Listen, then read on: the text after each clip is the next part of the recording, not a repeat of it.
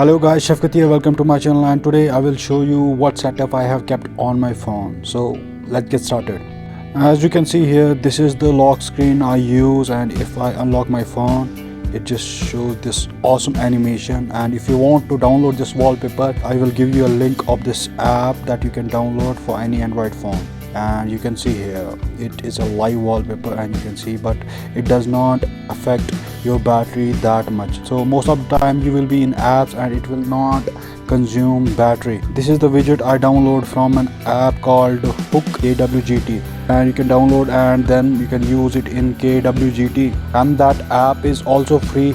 You can download that app from the Play Store. I will give you the link in the description. So next is which icon pack I use. So I use the icon pack called Flight Light, and I will give you the link in the description. You can download the icon pack, and it's mostly black and white icons. You can see here all the icons I use. It just implements the wallpaper and looks stunning. If I use any other colored icon, you can see here it will not match with the widget I have used here, and I want to match it with this widget. And you can see the widget is on the left upper corner side and the icons are on the right bottom side, and it just complements the wallpaper more. And you can see here another page I have. I just kept it simple. I just use icons which I use the most.